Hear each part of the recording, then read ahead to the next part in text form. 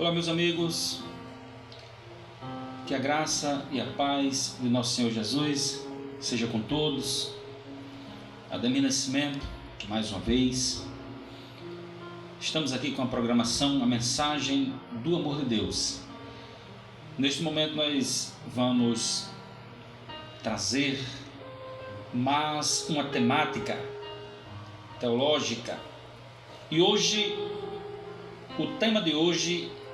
o tema da nossa temática teológica é a seguinte: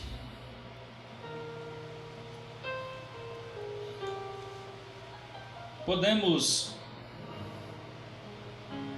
julgar os pecados dos nossos irmãos? Então a nossa temática é essa, né? Podemos julgar os pecados dos nossos irmãos?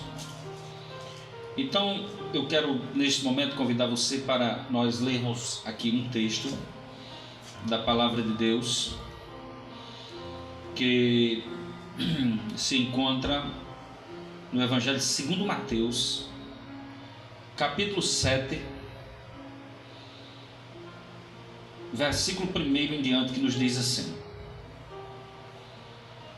Capítulo 7 do Evangelho segundo Mateus, versículo 1 ao versículo 5, que nos diz assim: Não julgueis para que não sejais julgados, pois com o critério com que julgardes, sereis julgados, e com a medida com que tiverdes medido, vos medirão também. Porque vês tu o argueiro no olho de teu irmão, porém não reparas na trave que está no teu próprio? Ou como dirás a teu irmão: deixa-me tirar o argueiro do teu olho, quando tens a trave no teu? Hipócrita, tira primeiro a trave do teu olho, e então verás claramente para tirar o argueiro do olho de teu irmão. Amém. Palavras de Jesus, Senhor Jesus Cristo. Então, meus irmãos, estamos aqui com o objetivo de trazermos mais uma temática. E deixa só eu repetir mais uma vez aqui a nossa temática teológica. Podemos julgar o pecado do nosso irmão? Temos o direito, né, de julgar o pecado do nosso irmão? Então esse é o tema de hoje. Eu quero agradecer desde já a todos vocês que vão participar, que irão participar, depois que irão ter acesso a esse vídeo, irão assistir esse vídeo. Quero que todos sejam muito bem-vindos, e aqueles que puderem deixar o seu gostei, né, no vídeo, puderem curtir o vídeo e também puderem se inscrever no nosso canal, ativar os sinos, o sininho das notificações, para todas as vezes que a gente postar um vídeo aqui no canal, vocês terem acesso a esse vídeo. Eu agradeço demais a todos vocês. Sejam todos bem-vindos a mais uma temática. E vamos lá, desenvolver a nossa temática. A temática de hoje, para a gente iniciar a temática, eu gostaria de deixar uma coisa bem clara para os nossos amados seguidores, para todos vocês. Nós estamos vivendo dias em que eu venho notando uma preocupação muito grande uma preocupação muito grande dos irmãos, né? Uma preocupação muito grande das pessoas com a vida das outras. Nós estamos vivendo esses dias. Parece que os crentes estão usando binóculos, né? Para conseguirem enxergar o pecado dos outros. E na verdade é muito fácil, né, a gente julgar os pecados alheios, né, as faltas alheias. É muito fácil a gente julgar os outros, né? Inclusive eu tenho até um vídeo no Facebook, na nossa página no Facebook, falando justamente sobre esse tema, porque é tão fácil nós julgarmos, né? Julgarmos os outros, porque é tão fácil a gente julgar as pessoas e nunca e sempre é difícil a gente corrigir as nossas próprias falhas, a gente olhar para as nossas próprias falhas. O ser humano é especialista, né? O ser humano é especialista em julgar, né? Em julgar os outros. Então, nós estamos vivendo esses dias de tanto julgamento. Eu tenho observado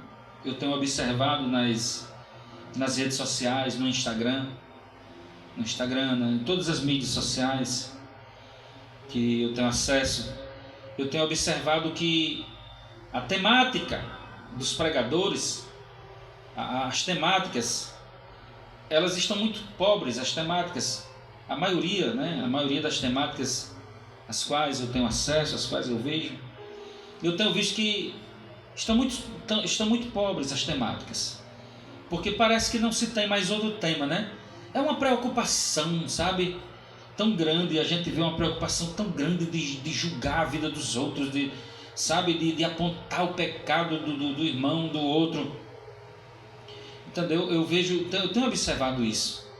Não se tem mais, não se abordam mais temas, temas edificantes, não se abordam mais.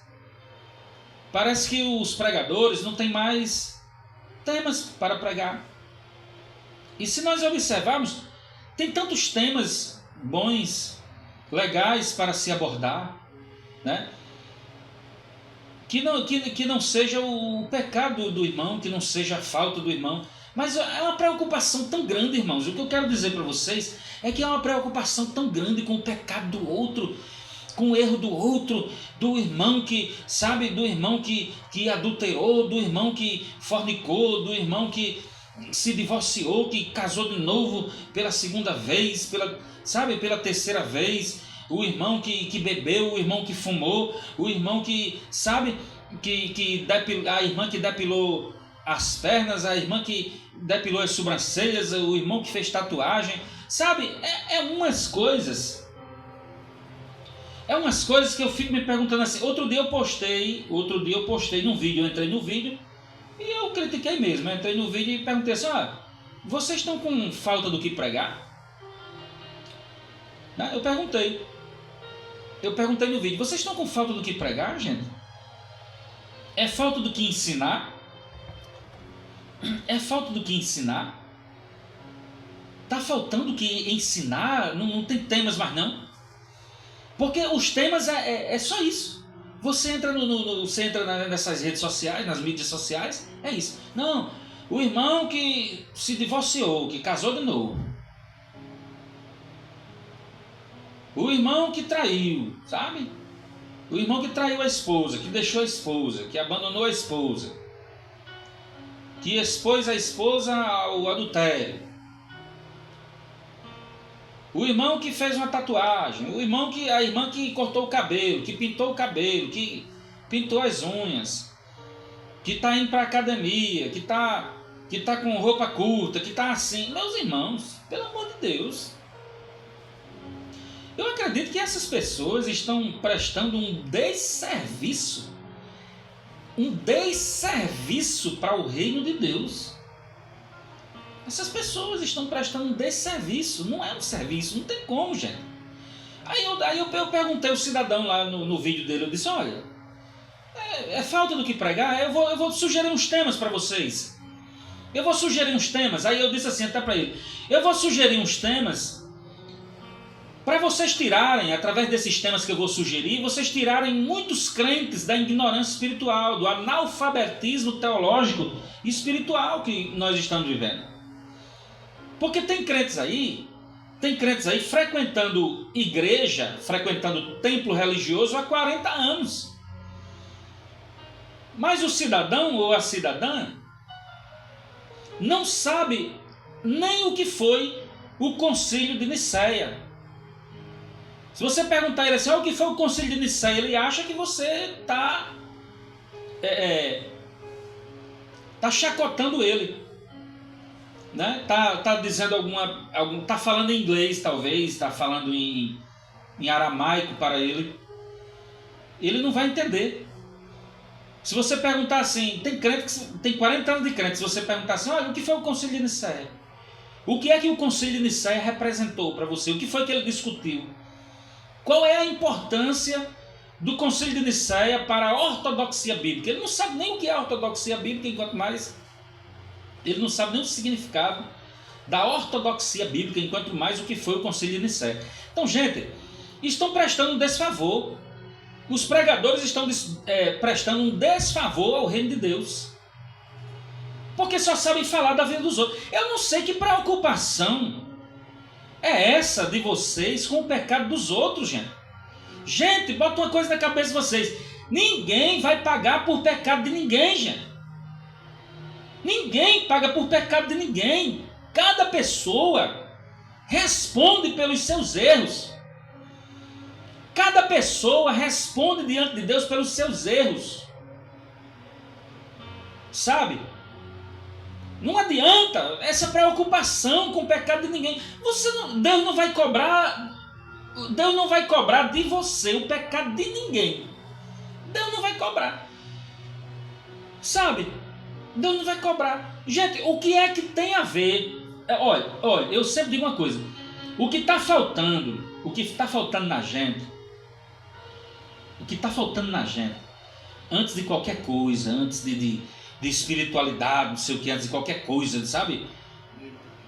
O que está faltando na gente, que falta no ser humano, que está faltando é cada um tomar conta da sua vida.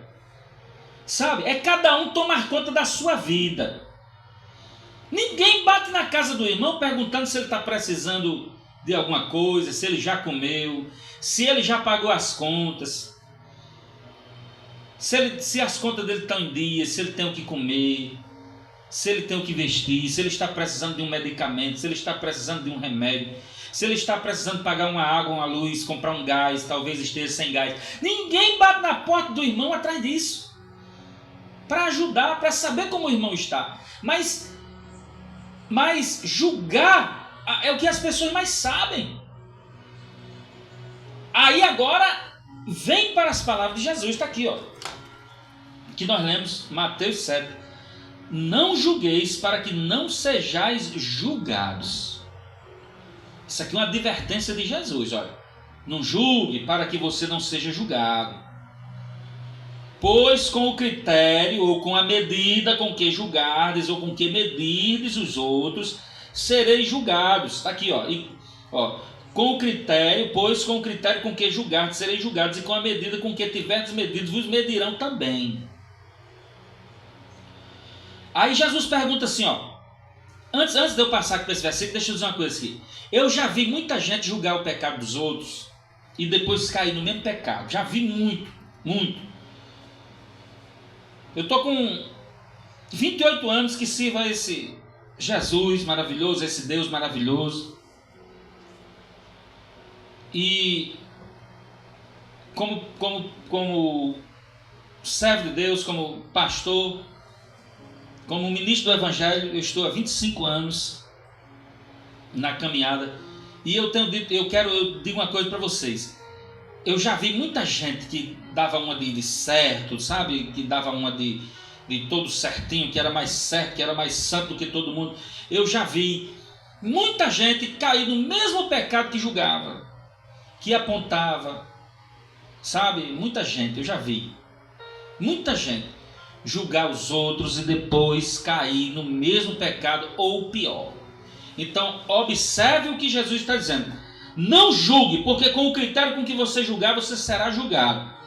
E com a medida com que tiver medido, medirão também a vós.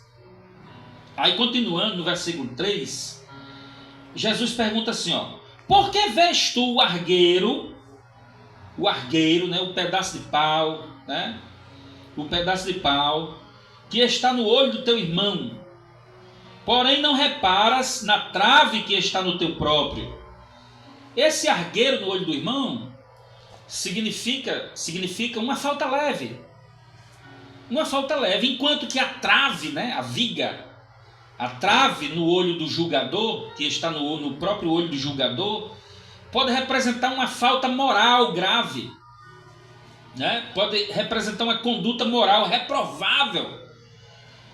Uma conduta moral grave, reprovável. Por isso que Jesus diz: por que tu vês o argueiro no olho do teu irmão, porém não reparas na trave que está no teu olho? Às vezes nós queremos julgar as pessoas porque a gente se acha certo demais, e às vezes a gente está cometendo coisa pior. É tanto que Jesus chama de hipócrita quem fica querendo julgar os outros, querendo ser certo, quando na maioria das vezes está fazendo coisa pior.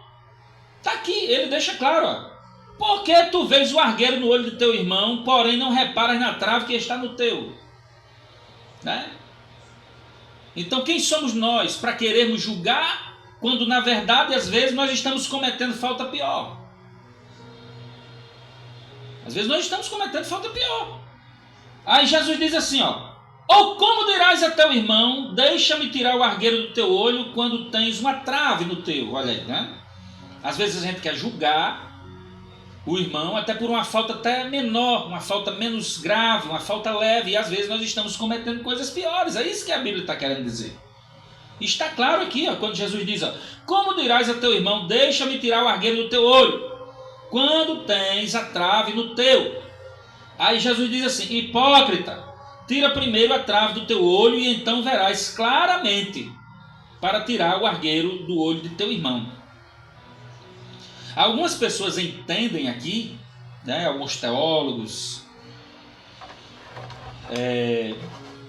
muitos teólogos até de renome aí, entendem que, baseado nesse texto aqui, quando Jesus diz: hipócrita, tira primeiro a trave do teu olho, e então verás claramente para tirar a trave do olho do teu irmão. Então alguns entendem, alguns aqui, né, alguns teólogos, né, entendem que o irmão pode sim julgar o outro, né, desde que não seja um julgamento hipócrita. Desde que não seja um julgamento hipócrita, o irmão pode julgar sim o outro, baseado nesse versículo aqui, porque Jesus está dizendo que primeiro tire o argueiro, primeiro tira a trave do teu olho, e então verás claramente para tirar o argueiro do olho do irmão. Então aqui nós podemos julgar o nosso irmão, nós devemos julgar o nosso irmão, e antes de tudo devemos cuidar primeiro das nossas faltas. Será que a gente tem essa condição de ser tão certo assim? O problema está aí, né? Porque alguns entendem que, baseado nesse versículo, eles querem dizer que nós podemos sim julgar os outros, desde que não seja um julgamento hipócrita. Mas aí é onde está o problema. Aí é onde está a questão. Aí é onde está a questão. Quem pode dizer que é totalmente perfeito? Quem pode dizer que é totalmente perfeito? Quem pode dizer? Porque a própria Bíblia, se você for comigo aqui para a primeira carta de João, capítulo 1. Primeira carta de João, capítulo 1. versículo 8, diz assim: se dissermos que não temos pecado nenhum, a nós mesmos nos enganamos, e a verdade não está em nós. Se confessarmos os nossos pecados, Ele é fiel e justo para perdoar os nossos pecados e nos purificar de toda injustiça. Então, aqui dá para ver que não tem ninguém certo. Aqui dá para ver, gente, que todos nós temos pecados e temos erros. Então é aquela velha história: guarda a sua pedra. Guarda a sua pedra que você também erra, né? Guardemos as nossas pedras, porque nós também erramos, né? Guardemos as nossas pedras. Está lembrado da história de Jesus com a mulher que foi pega no suposto ato do adultério, né? Quando Jesus disse: onde estão os teus acusadores? Jesus disse: quem não tiver pecado pode atirar a primeira pedra. E foi saindo de um por um e não ficou nenhum. E aí Jesus perguntou à mulher: onde estão os teus acusadores? Ela disse: eu não estou mais aqui não. Ele disse: eu também não te condeno. Faz e não peques mais. Então, a questão é essa que eu estou levantando aqui. É uma questão reflexiva, né, para a gente poder refletir sobre essa situação. Ah, pastor, eu posso sim julgar a vida dos outros, desde que eu veja primeiro o pecado que está na minha vida. A questão é mais do que isso. A questão é que somente o justo juiz pode julgar, né? Existem situações que nós devemos deixar para os... existem situações? Não, existem. O que existe é que nós devemos, né? Não é que existam situações, é que nós devemos deixar para o justo juiz julgar. Porque às vezes nós vamos tentar julgar e nós vamos julgar segundo a nossa aparência, segundo o que nós estamos vendo. Então muitas vezes nós somos influenciados por circunstâncias, nós somos influenciados muitas vezes porque não ouvimos a outra parte, não ouvimos o outro lado, não conhecemos o outro lado da história, baseamos o nosso julgamento muitas vezes, é um julgamento injusto, é um julgamento precipitado, e aí nós vamos julgar errado. O nosso julgamento será sem equidade, né? Será um julgamento sem equidade, sem a reta justiça. Então essa que é a questão. A gente tem essa condição, porque Deus pode nos julgar porque Ele é perfeito. Deus pode nos julgar porque Ele é perfeito. Agora nós julgar as outras pessoas: ah, pastor, mas a Bíblia está dizendo: tira primeiro a trave do teu olho, então verás claramente para tirar o argueiro do teu irmão. Só que acontece que as pessoas nunca tiram a trave, as pessoas nunca reconhecem primeiro as suas falhas. As pessoas só veem as falhas dos outros, as pessoas geralmente não reconhecem as suas falhas primeiro. As pessoas sempre querem... A ideia de Jesus, a ideia que Jesus está querendo passar é muito clara. Que bom que nós primeiro fôssemos perfeitos, né? Tirássemos primeiro a trave do nosso olho, para depois nós vermos o argueiro, o cisco, né? A falta muitas vezes mais leve na vida do nosso irmão. Mas o problema é que a gente quer julgar, né? A gente quer exigir a ética dos outros, a gente quer exigir a ética dos outros e quer exigir a moral para nós, né? A gente exige a ética, né? A gente exige a ética para nós, melhor dizendo, né? Eu inverti aqui o sentido da frase. A gente exige a ética para nós, né? A ética tem que ser nossa, agora os outros têm que ser moral, né? Os outros têm que ser moral, mas nós exigimos a ética. Nós queremos que as pessoas sejam éticas conosco. Mas o que importa para nós é a moral, né? É o politicamente correto. Então, respondendo a questão do vídeo, né? A questão da temática, nós podemos julgar a vida dos outros? Nós podemos julgar a vida dos outros, né? É claro que não, gente. Ah, mas alguns pastores vão defender que sim, nós podemos julgar e tal. Nós só poderíamos julgar a vida dos outros, se nós fôssemos muito corretos, mas muito corretos mesmo, tão perfeitos, até a situação de nós podemos concordar quando Jesus diz assim: tira primeiro a tua trave, tira primeiro a trave do teu olho, para depois tu ficar vendo bem, conseguir ver bem, para poder tirar o cisco, né? O argueiro do olho do teu irmão. Então, gente, a verdade é que nós não temos essa competência de julgar as faltas alheias. Agora quando é que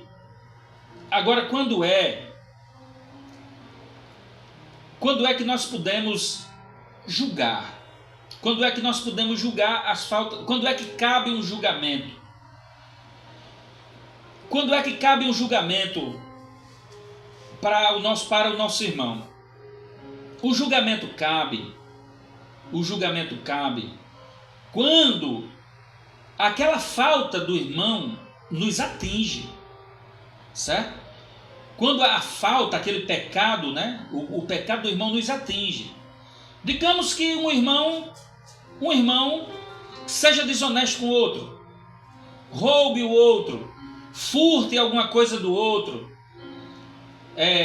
difame o outro, injurie, calunie, cometa crime de injúria, de calúnia, de difamação, que cause um dano, né, à moral, que cause um dano à idoneidade moral de algum outro irmão. Não é isso? Um irmão que a falta que ele cometa vá prejudicar o outro.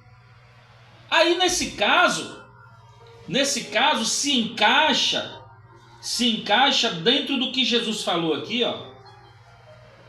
Dentro do que Jesus falou em Mateus capítulo 18, versículo 15. Aí vai se encaixar aqui, quando a Bíblia diz aqui, ó: se teu irmão pecar contra ti, vai arguí-lo entre ti e ele só. Se ele te ouvir, ganhaste o teu irmão. Se porém não te ouvir, toma ainda contigo uma ou duas pessoas, para que pelo depoimento de duas ou três pessoas, ou pelo depoimento de duas ou três testemunhas, toda palavra se estabeleça. Se ele não os atender, dize-o à igreja. A igreja aqui, lembrando que não é o prédio, não era a instituição, né? A igreja que era o ajuntamento de irmãos, o ajuntamento de pessoas, né? Então a Bíblia está dizendo aqui, ó: se ele não atender, dize-o à igreja, e se recusar a ouvir também a igreja, consideram como gentio publicano. Em verdade eu vos digo que tudo o que ligardes na terra terá sido ligado nos céus, e tudo o que desligardes na terra terá sido desligado nos céus.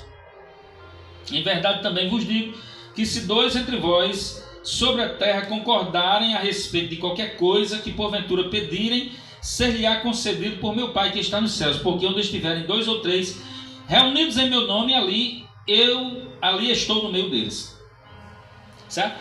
Então, o julgamento, o julgamento que nós podemos, o julgamento que cabe a nós repreender o nosso irmão, quando a Bíblia diz aqui, ó: se o teu irmão pecar contra ti, vai arguí-lo. Arguí-lo é pedir uma explicação, né, do que aconteceu, né? Pedir uma explicação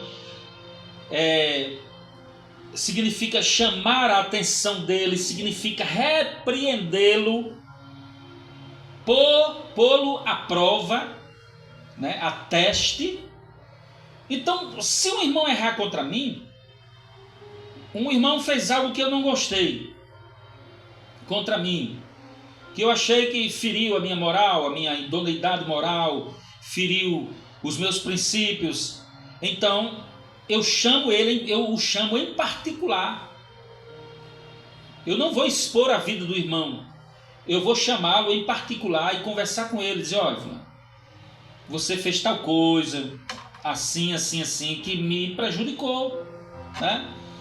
Você falou mal de mim, ou você disse algo que eu não disse, ou algo que eu disse você acrescentou, você foi dizer que eu disse sem eu tinha dito, sem eu ter dito, você fez coisas que eu não gostei, assim, assim, assim, assim. Explicar a situação, porque ali é uma situação que lhe atingiu, né?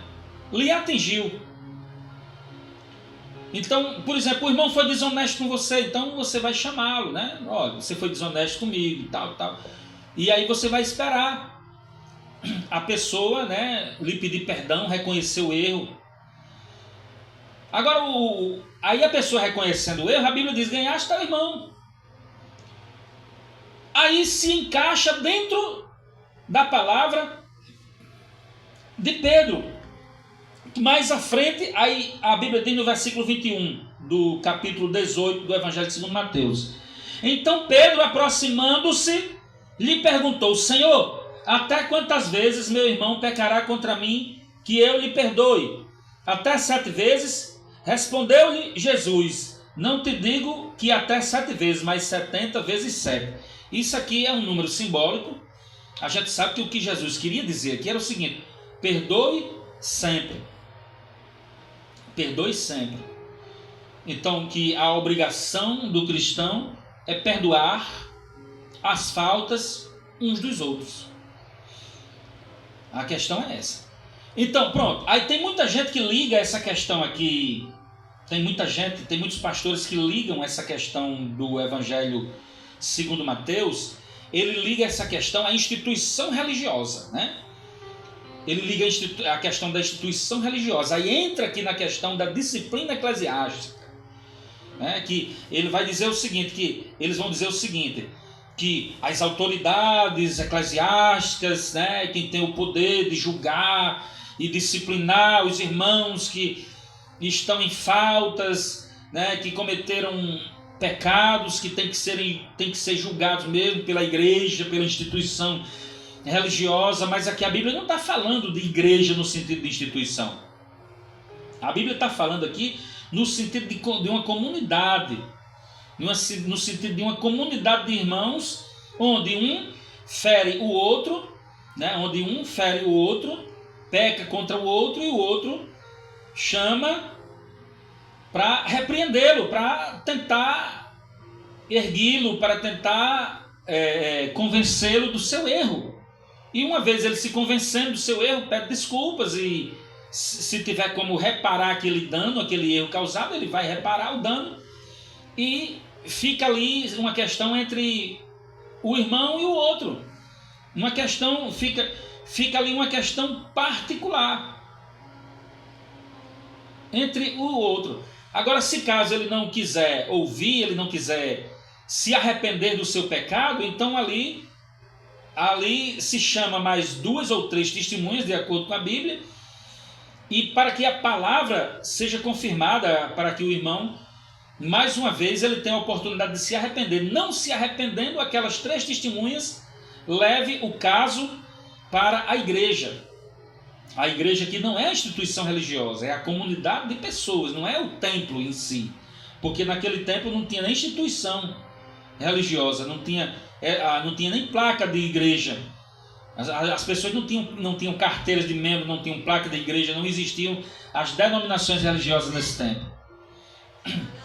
Então ali elas entram ali, e as três testemunhas ouvem. A pessoa não aceitando a correção, resistindo à correção, leva-se, nesse caso, à igreja, para que a igreja possa julgar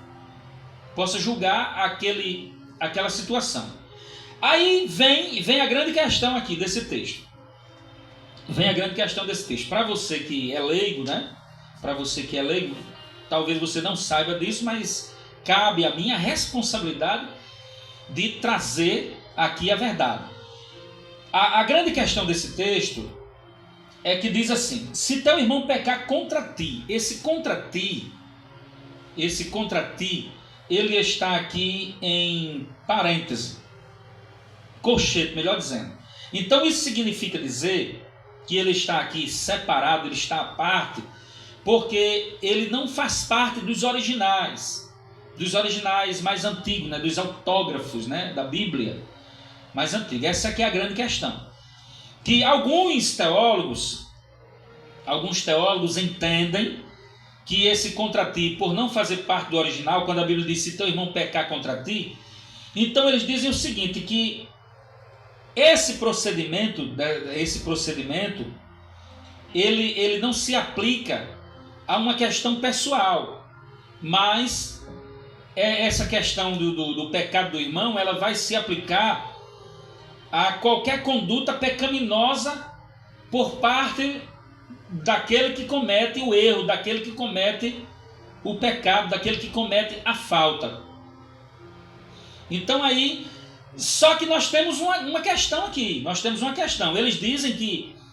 Eles dizem que se tivesse no original, se teu irmão pecar contra ti, e esse contra ti tivesse no original, então eles dizem que nós só poderíamos julgar a falta do irmão se caso fosse uma falta particular, né? Então eles vão citar isso aí, mas de acordo com a maioria dos teólogos, como esse contra ti não está nos originais, então eles querem dizer de forma implícita, né? Vamos dizer assim, implicitamente, eles querem dizer que está implícito que essa questão do pecado do irmão é qualquer conduta pecaminosa. Então, qualquer conduta pecaminosa que houver, a igreja tem autoridade de julgar, ou seja, o irmão tem autoridade de chamar a atenção de outro pelo pecado do outro.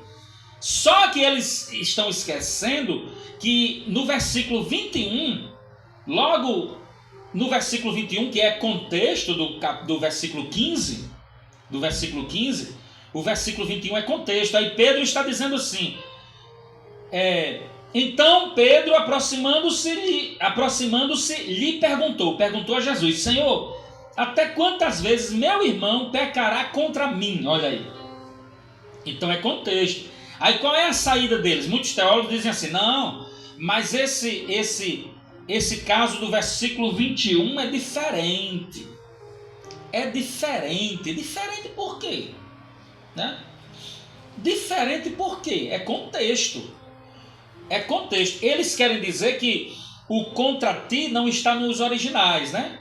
Se teu irmão pecar contra ti, eles querem dizer que é o seguinte: se teu irmão pecar, vai arguir, porque contra ti não está nos originais. Só que no versículo 21 é contexto. Aí Pedro está dizendo: até quantas vezes meu irmão pecará contra mim? Entendeu? É contexto. Então esse contexto do versículo 21 está explicando, apesar do contra ti não estar nos originais, né? A gente não pode negar isso, mas o contexto está explicando que esse pecado que a Bíblia está falando, do irmão pecar, é um sentido que se aplica a uma queixa em particular. É uma queixa de um irmão para com o outro. É um pecado de um irmão que atinge o outro, que é justamente isso que eu estava falando. Que a gente, quando o pecado do irmão nos atinge diretamente, né, a gente tem como sim conversar com o irmão, porque nós fomos feridos, nós fomos atingidos pelo seu pecado, nós fomos prejudicados pelo seu pecado, nós tivemos um prejuízo, um dano foi causado a nós pelo pecado do irmão. Então é nesse sentido. Agora, qual é o pecado que eu defendo que a gente não tem o direito de estar julgando os outros? É por faltas que o irmão comete que não prejudica nós, que não nos prejudica. Por exemplo, eu estou na rua, eu vejo o irmão cometer um erro, cometer um pecado, que eu não tenho nada a ver com isso. Então é ele vai assumir pelo que ele faz, ele tem a responsabilidade dele. Então cada um assume pelos seus erros, cada um assume pelas suas responsabilidades. O que é que vai impactar na minha vida? O que é que vai impactar vai fazer, qual a diferença na minha vida? Ah, meu vizinho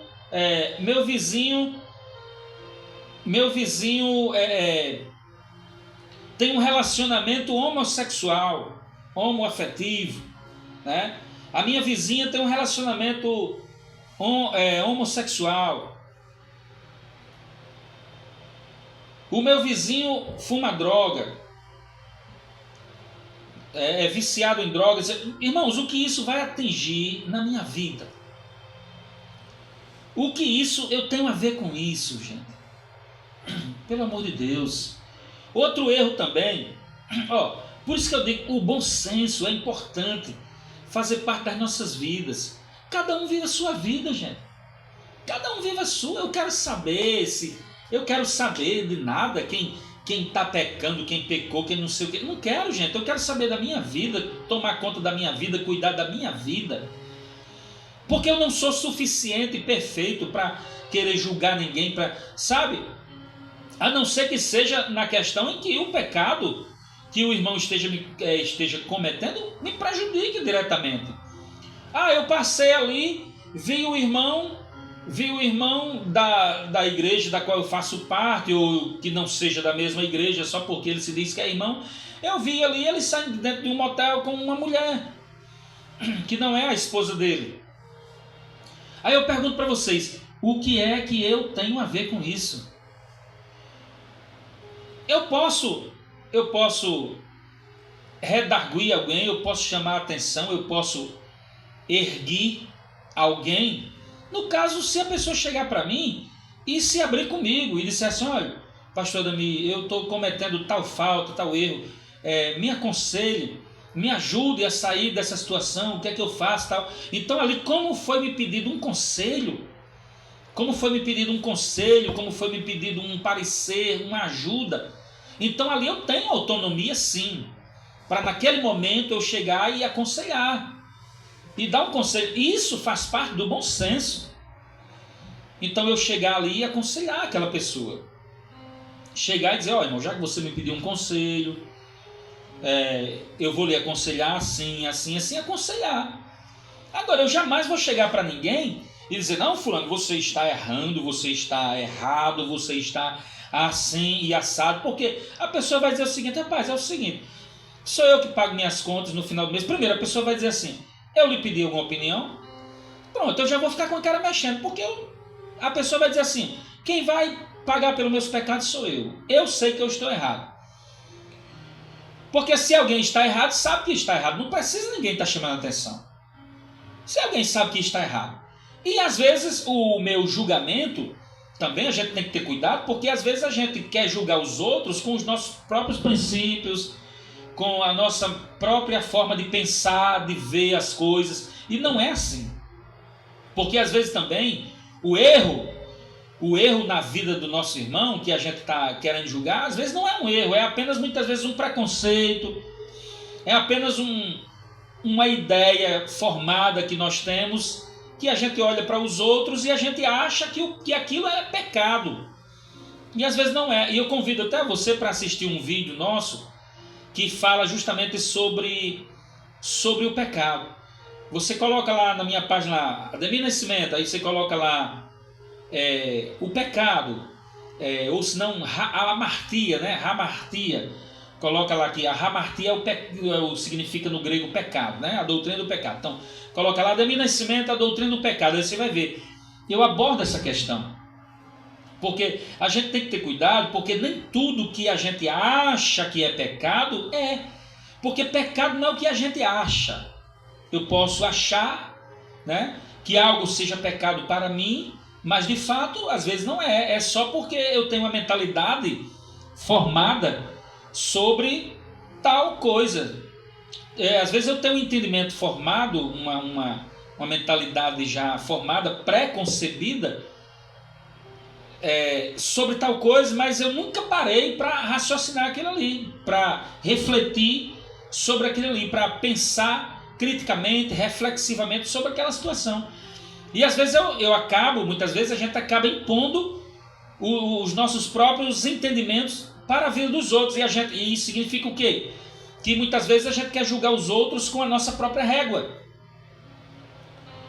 E não é assim.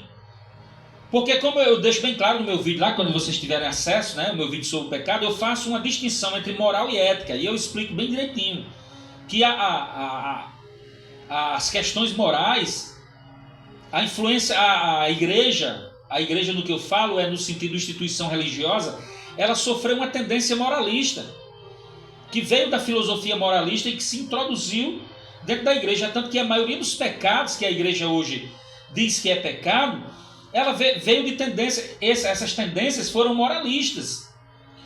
Mas na verdade, o Evangelho de Jesus, eu deixo claro lá que ele não faz parte de uma moral. O Evangelho de Jesus não é moral, não existe moralismo no Evangelho de Cristo. O que existe é ética. E quando você... Aqui não dá para eu explicar, porque aqui a temática é outra, mas se você for lá no vídeo e você assistir, você vai ver que eu explico bem direitinho essa questão. Então, gente, a verdade... Aí tem gente que diz assim, não, mas nós podemos julgar o irmão. Nós podemos julgar os pecados dos outros. Nós podemos julgar sim, porque está escrito lá em João, capítulo 7, 24. Não julgueis segundo a aparência, e sim pela reta justiça, né? Aqui está dizendo que nós devemos julgar.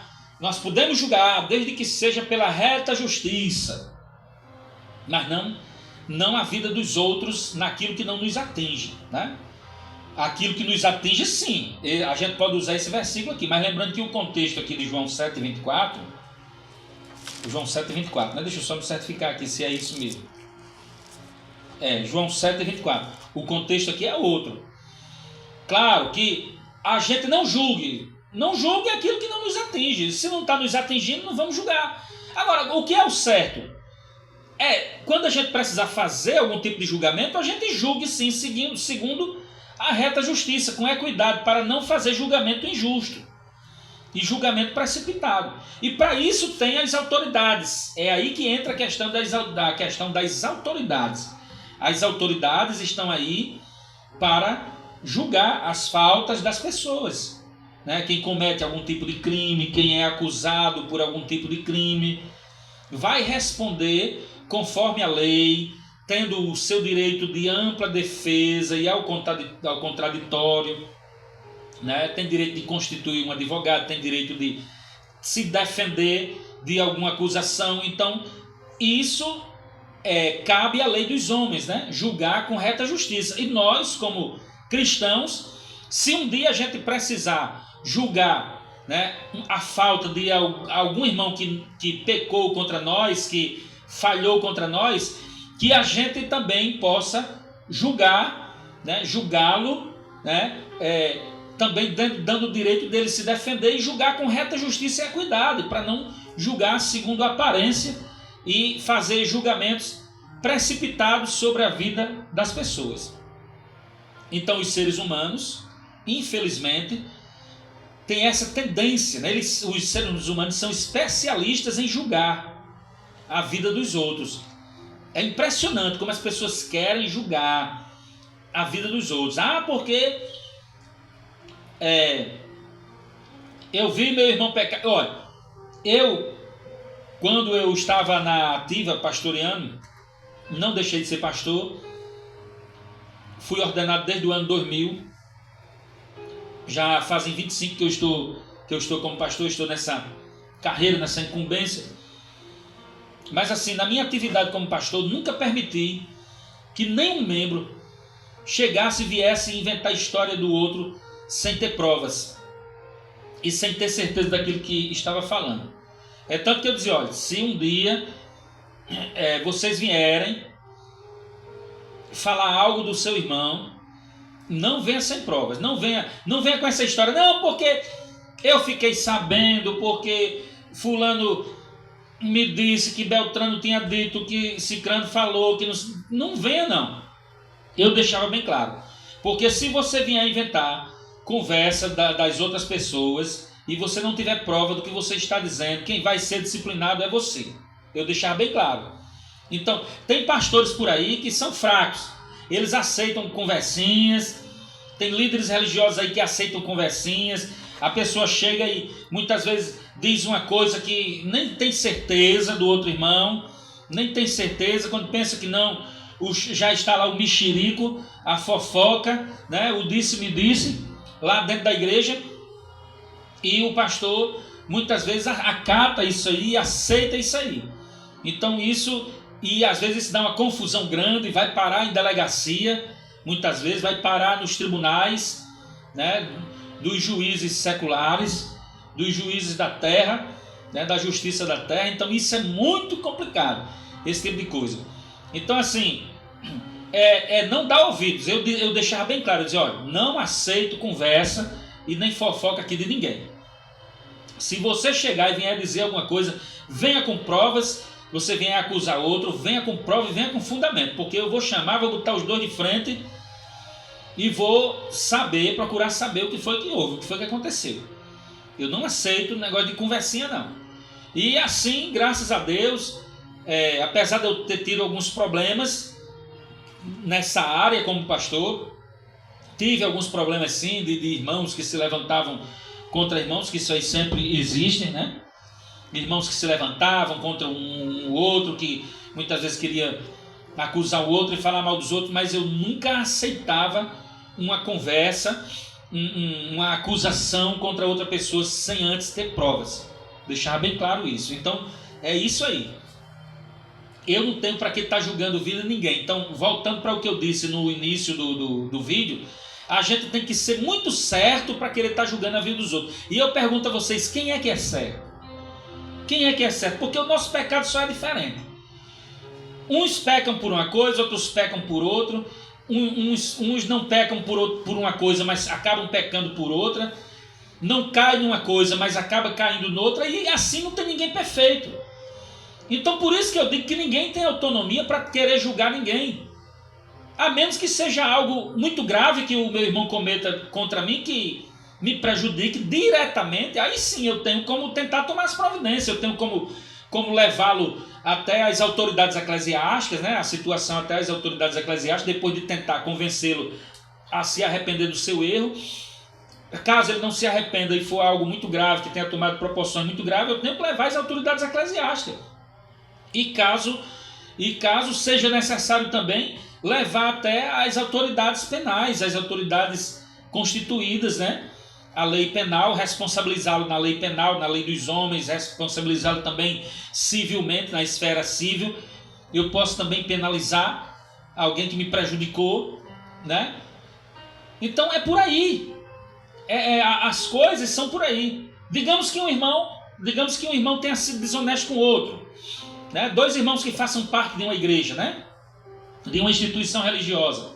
Um foi desonesto com o outro, defraudou o outro, digamos assim. Aí o outro vai e chama ele lá e diz, rapaz, é o seguinte, aconteceu isso, você agiu assim, dessa forma comigo, você está errado. Aí o irmão vai dizer, não, rapaz, realmente eu errei, me perdoe e tal. Então pronto, fica ali só entre eles dois. Mas digamos que a pessoa leve a situação à frente, diz, não, eu não errei não, quem está errado é você e tal, e lá vai. Aí a situação vai se estendendo a um ponto que eu vou ter que levar a situação ao líder, né, daquela comunidade eclesiástica. Eu vou ter que levar a situação lá para ser resolvido. E caso não seja resolvido, eu posso até levar para a justiça, né? A justiça dos homens, para a lei dos homens, seja na esfera penal ou na esfera civil, né?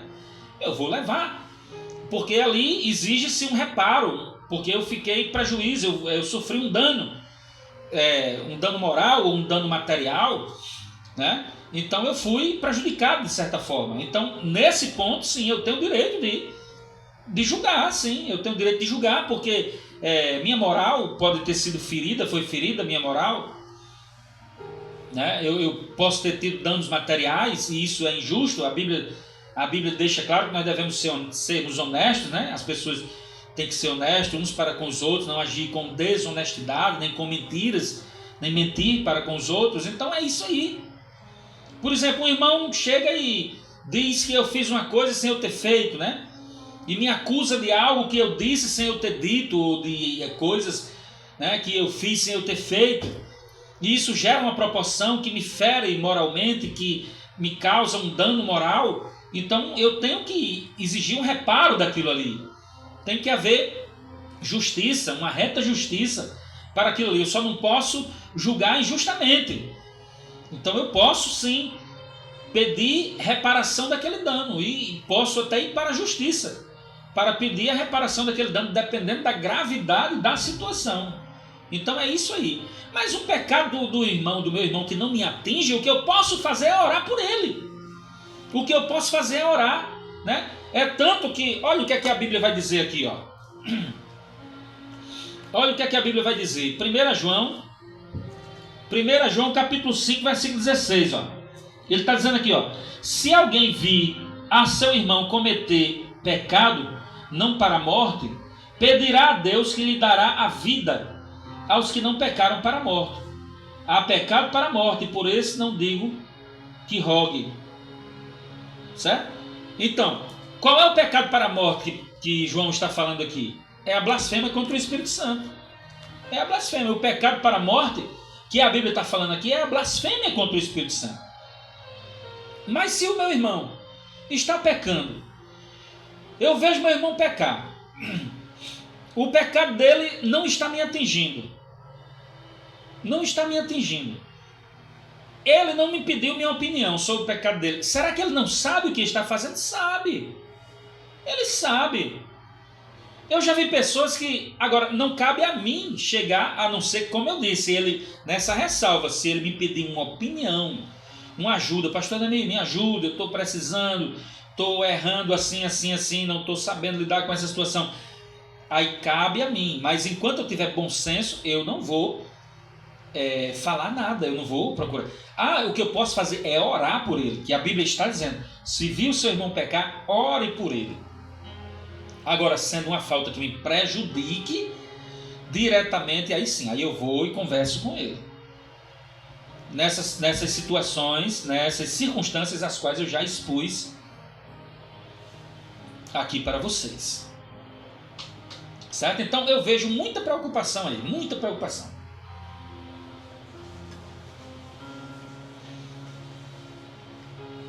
Pessoas muito preocupadas com o erro das outras.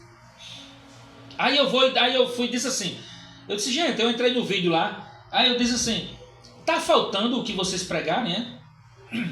Eu disse, procurem pregar sobre alguma coisa relevante. Tem muitos temas aí relevantes, tem muitos temas pertinentes, tem muitos temas edificadores para edificar a vida das pessoas. Preguem sobre temas, tem cada tema riquíssimo. Cada tema riquíssimo. Procure sobre pregar, concílios ecumênicos, a importância dos concílios ecumênicos. O que foi debatido no do concílio de Niceia, do concílio de Constantinopla, do concílio de Éfeso, do concílio de Latrão.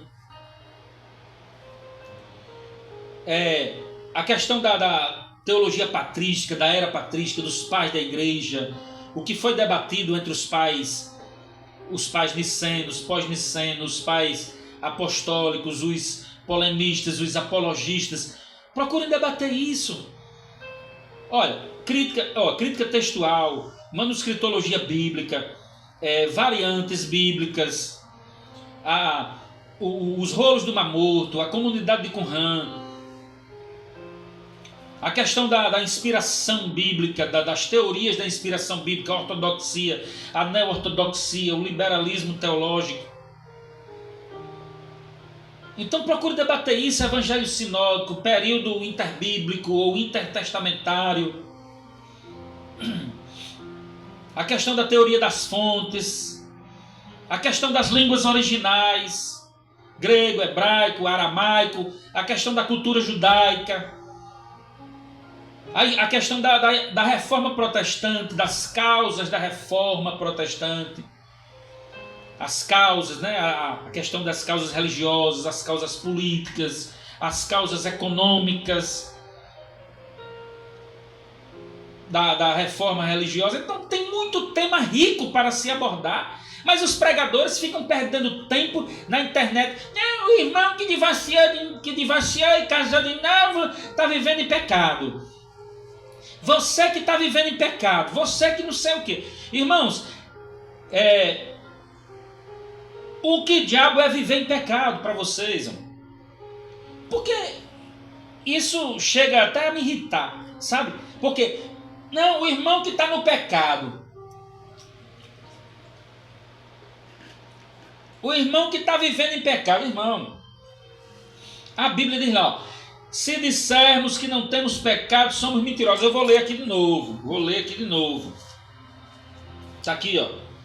1 João, capítulo 1, versículo 9, versículo 8, quer dizer, capítulo 1, versículo 8. Se dissermos que não temos pecado nenhum, nós mesmos nos enganamos e a verdade não está em nós. Nós temos pecado sim. Todos os dias a gente precisa se arrepender dos nossos pecados, porque a gente peca por obras, a gente peca por ações, pensamentos e omissões. A gente peca todos os dias. A gente peca, mas a gente só sabe olhar para o pecado do outro. Por que é tão fácil julgar o outro, gente? Por que é tão fácil, né? Porque é tão difícil nós julgarmos a nós mesmos. E a Bíblia deixa bem claro, se nós julgássemos a nós mesmos, nós não seríamos julgados, né? A nossa tendência é querer julgar o outro, a querer apontar a falha do outro. Então para vocês aí, só uma dica aí para vocês que ficam julgando os outros, que não pode ter uma oportunidade, que fica falando do pecado dos outros. Faça o seguinte: quando for falar do pecado dos outros, comece pelo seu. Comece pelo seu pecado.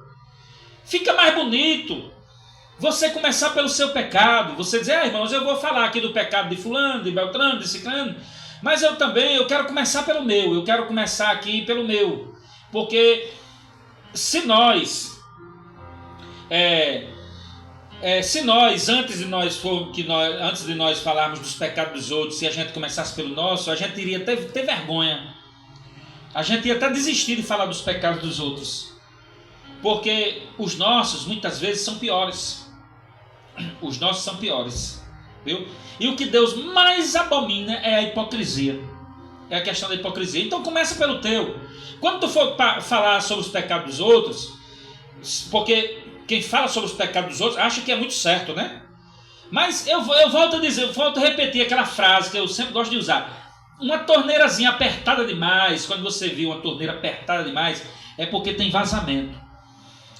Quando você vê alguém arrotando muita santidade, muita santidade, porque eu sou santo, eu sou aquilo, pode ir atrás que tem falha. É só uma questão de tempo. Se você não vir agora as falhas dessa pessoa, mais tarde você verá.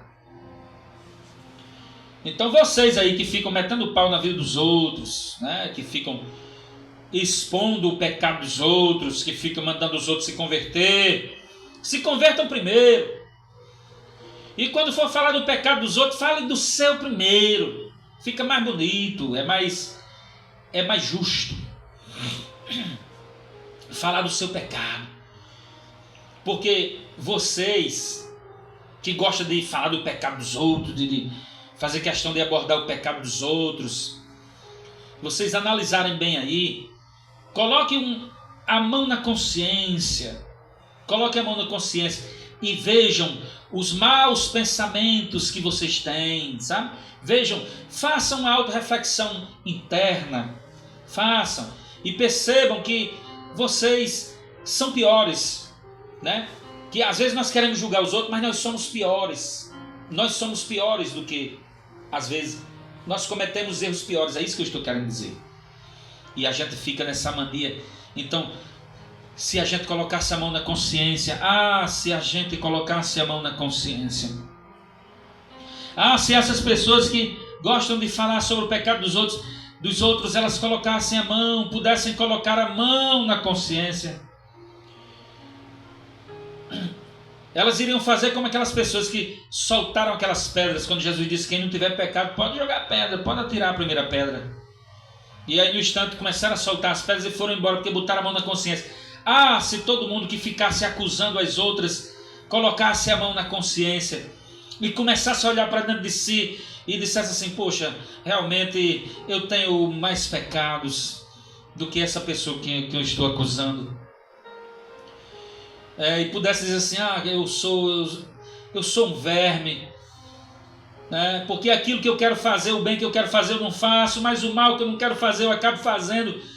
Então eu não tenho autoridade para, eu não tenho essa condição, eu não sou tão certo para querer estar julgando ninguém, sabe? Ah, se essas pessoas colocassem a mão na consciência, elas iriam dizer assim: ah, eu me envergonho daquilo que às vezes eu penso, eu me envergonho daquilo que vem sobre o meu pensamento durante o dia. Ah, se o que nós pensamos, irmãos, pudessem vir à pauta, né, pudesse se externar, nós sentiríamos vergonha. Aquilo que muitas vezes nós pensamos, os nossos pecados que muitas vezes estão lá ocultos, e Deus está vendo, mas a gente, ninguém está vendo não, mas Deus está vendo, sabe? Se nós pudéssemos colocar a mão na consciência e ver que quando nós apontamos um dedo para alguém, tem 4 apontados para nós. Quando nós apontamos o dedo para alguém, tem 4 voltados para nós. Nós não podemos julgar as pessoas. Então não se meta nisso. Tem coisas que existem situações que você tem que deixar para Deus. Ah, meu vizinho está vivendo uma união homoafetiva. Deixa seu vizinho de lado, certo? Ele não respeita você, ele não considera você, ele passa por você, ele fala por você, ele considera, ele dá um bom dia, uma boa tarde. Se você precisar de alguma coisa, ele lhe ajuda, ele é prestativo com você. Então o que é que você tem a ver com a vida particular dele? Ah, porque meu vizinho é viciado em droga. Você tem o que a ver com a vida do seu vizinho? Está prejudicando você? Ele está fazendo mal a você através da droga dele? Se ele tiver, é outra coisa, é outra questão. Mas ele não está. Então deixa ele viver a vida dele. Ore por ele, entregue ele a Deus. E deixa ele viver a vida dele. E cada um vive a sua vida. É isso que está faltando. É a gente cuidar da nossa vida, irmãos. É a gente cuidar da nossa vida. Cuidar da nossa própria vida. Ter bom senso. Saber que não somos melhor do que ninguém. Se as nossas faltas, elas pudessem vir, olha, se os nossos pensamentos, quantos maus pensamentos não passam na nossa cabeça durante o dia, no nosso pensamento. Eu vejo pessoas aí, tem coisas que a gente até se envergonharia se a gente pudesse, se a gente pudesse externar isso, se isso fosse externado o que nós pensamos, se isso fosse externado para mais alguém além de Deus, porque Deus sabe aquilo que nós pensamos. Deus sabe aquilo que nós pensamos. Ele sabe. Ele conhece. Todos os nossos cabelos da nossa cabeça, nos diz a Bíblia, que estão contados. Então, ninguém é certinho não, irmãos. Ninguém é certinho não. Viu? Todo mundo tem erro. Todo mundo falha. Então, por isso que eu digo, ninguém tem o direito de estar julgando a vida de ninguém. Então, é como Jesus disse: não julgue. Não julgue. Aí Jesus diz: hipócrita, tira primeiro a trave do teu olho, para depois julgar o argueiro, para ver melhor, e depois tirar o argueiro, querer tirar o argueiro do irmão, né? Não é assim que a Bíblia diz? Não é assim que a Bíblia diz? Vamos lá? Leia aqui só para a gente finalizar, Mateus capítulo 7. Hipócrita, capítulo 7, versículo 5. Tira primeiro a trave do teu olho, e então verás claramente para tirar o argueiro do olho do teu irmão, né? Então Jesus está dizendo: antes de querer julgar os outros, corrija as suas falhas, seja perfeito. Primeiro seja perfeito para querer julgar os outros, né? E aí, baseado nisso, nós temos essa condição de julgar. Se nós não somos perfeitos, temos condição de julgar os outros por aquilo que a gente acha que está errado. Muitas vezes nem está errado, mas a gente acha, porque a gente quer julgar, quer medir os outros com a nossa régua. A gente quer julgar conforme a aparência, né? O nosso julgamento muitas vezes é injusto, porque a gente não ouviu, a gente foi enganado, a gente não tomou, não está a par de todas as circunstâncias. E mesmo que estivesse, seríamos capazes, seríamos tão retos, seríamos tão certinhos assim que teríamos a capacidade de julgar os outros? Então, irmãos, vamos cada um pedir misericórdia a Deus. Pedir misericórdia a Deus. Pedir clemência a Deus. Confiar no perdão de Deus. E aí, o evangelista João, na sua primeira carta, no capítulo 1, versículo 2, ele diz: filhinhos meus, estas coisas vos escrevo para que não pequeis. Se todavia alguém pecar, temos um advogado junto ao Pai, Jesus Cristo justo. É a primeira vez, é a única vez que a palavra advogado aparece aqui. Essa palavra no original grego significa paracletos, né? Advogado quer dizer aquele que está próximo de outro, aquele que se aproxima para ajudar, né? Então, aí a Bíblia diz: e ele é a propiciação pelos nossos pecados, e não somente pelos nossos próprios, mas ainda pelos pecados do mundo. Então, aqui o apóstolo João deixa claro, o evangelista João deixa claro que nós estamos sujeitos a pecar. Então, por isso que ele diz: filhinhos, estas coisas vos escrevo para que não pequeis. Se todavia alguém pecar, temos um advogado junto ao Pai, Jesus Cristo justo. Então, só ele é justo. Então só Jesus é justo. Quem é que dentre os homens pode dizer assim? Quem me convence de pecado? Só Jesus que pôde dizer isso. Só Jesus que pôde olhar para aquele povo e dizer: quem dentre vós me convence de pecado? Só ele é perfeito. É o único homem perfeito. Eu não vejo perfeição em nem mais um homem. Em nem mais um homem a não ser em Cristo Jesus. Ele é perfeito. Ele foi perfeito e é perfeito e continua sendo perfeito. Só ele pode dizer: eu fui, eu sou e serei eternamente.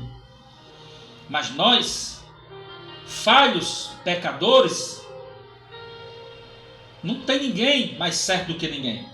Se eu não falho numa coisa, falho noutra. Se você não falha naquilo que eu falho, mas você já falha noutra coisa. Então vamos olhar para dentro de nós e ver a soberba que existe dentro de nós, as mentiras, os mesmos textos que às vezes a gente usa para acusar as pessoas, são os mesmos textos que nos condenam. A mesma Bíblia, eu vejo aí muita gente usando a Bíblia para acusar, mas essa Bíblia também, ela fala contra a soberba, ela fala contra a mentira, ela fala contra a ganância, a cobiça, a avareza, a idolatria, o amor ao dinheiro, a falta de amor ao próximo. A Bíblia fala disso, irmãos. Então, quando for falar do pecado dos outros, comece pelo seu. Certo? E deixa a vida dos outros de lado. Eu vejo gente conversando tanta besteira na internet, tanta besteira. Mas é tanta besteira, sabe? Que às vezes eu entro lá e eu dou umas rebatidas, eu dou umas refutadas mesmo. Para deixar de conversar besteira na internet. Tanta gente conversando besteira, sabe? Conversando coisas sem sentido, coisas sem nexo, coisas que não fazem o menor sentido. Então pare com isso, irmãos. Vamos parar com isso. Que ninguém é perfeito. Então, finalizando a temática de hoje, agradeço a todos que vão assistir esse vídeo, que vão participar de mais esta temática teológica, de mais esta aula, né? Podemos julgar a vida, né, dos outros, podemos julgar o pecado dos outros. Então aí está a resposta, né? Deixemos para o justo juiz julgar. Agora, se for algo que nos fira diretamente, aí sim a gente procura conversar com a pessoa, dependendo da gravidade da situação, conversar e tentar, né, a ver se a pessoa se arrepende, né? Consegue chegar ao arrependimento daquela falta que cometeu, né? Então é isso aí. Deus é o juiz perfeito. É Ele que sabe julgar perfeitamente. Então vamos parar com essa preocupação com o pecado dos outros, sabe? Com quem errou, com quem pecou, com quem está pecando, com não sei o quê. Sabe? Vamos parar com isso. Vamos parar, porque cada um responderá diante de Deus pelos seus próprios atos, pelos seus próprios erros. Eu não vou responder por erro de ninguém. Eu garanto que Deus não vai me cobrar por erro de ninguém. Não, eu vou lhe cobrar aqui por salvação individual, irmãos. Deus não vai me cobrar por pecado de ninguém, por erro de ninguém. Ele vai cobrar pelos meus erros. Eu vou pagar pelos meus erros, você paga pelos seus. Quem pecou paga pelos seus, quem errou, quem está errando, quem está errado. Cada um paga pelos seus. Vamos deixar dessa preocupação e vamos pregar. Vocês aí, pregadores da internet, deixem de falar do pecado dos outros, irmão. Sabe? Deixe de falar do pecado dos outros. Vamos pregar temas teológicos, abrangentes, profundos, né? Temas contundentes, temas relevantes, para tirar o povo da ignorância espiritual. Tem gente aí que não leu a Bíblia uma única vez, e muitas vezes leu e não entendeu nada. Mas a maioria, se você colocar 100 crentes hoje numa fila e perguntar quem leu a Bíblia já toda, quem já leu a Bíblia todinha, um ou dois vai dizer que leu, a maioria vai dizer que não leu, porque o povo tem a Bíblia na mão, mas não lê. E se lê, não entende. Não entende e nem procura entender, e nem procura compreender nada. Então vamos lá, vamos ensinar coisas boas, coisas edificantes para as pessoas. Elabora um tema edificante para as pessoas. Chame o povo e diga assim: gente, vamos estudar hoje sobre a crítica textual. Aí fale lá sobre a crítica documental, a crítica histórica. Fale lá sobre as variantes do texto bíblicos, os homologômenos, os homologomenas, os antilegomenas, os livros pseudepígrafos. Falem sobre isso aí. As pessoas não sabem nem para onde vai. A questão da canonicidade do Novo Testamento. Mas vamos abordar hoje a canonicidade. Vocês vão aprender hoje sobre a canonicidade, as questões internas da canonicidade, as questões externas, a natureza da canonicidade do Novo Testamento, como se deu, quais foram os critérios usados pela comunidade judaica para se chegar aos critérios para a canonização e validação de um livro, tal, quando esse cânon foi fechado, quando ele foi completo, porque os livros apócrifos não entraram dentro do cânon judaico, tal. Explique sobre isso. É muito melhor do que vocês ficarem falando sobre as tatuagens do povo. Fulano que fez tatuagem, fulano que jogou bola, que está cometendo sobre o pecado do jogo de futebol, que não sei o que foi para a praia, não sei o que. Vamos falar sobre a vida de vocês. Ou senão eu dou um conselho melhor. Se você não tiver o que pregar, fecha essa matraca e fica caladinho. E fica caladinho e vai se preocupar com a tua vida e vai cuidar dos teus pecados. É muito melhor do que estar preocupado com o pecado de A, com o pecado de B, com o pecado de C. Pronto, é só isso. Pronto. Eu não admito ninguém vir se preocupar com o meu erro, com o meu pecado. Não admito. Pastor nenhum vir se preocupar com o meu pecado.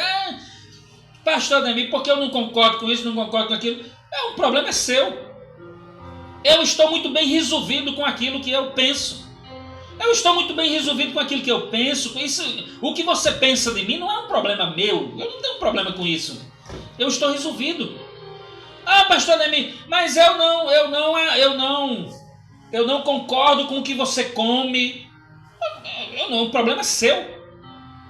Não é um problema meu. O que eu como porque eu sinto vontade de comer e sei que eu posso comer, né? A minha consciência não me condena, a minha consciência não me fere, não me condena. Eu não tenho problema com isso, eu estou tranquilo, estou resolvido.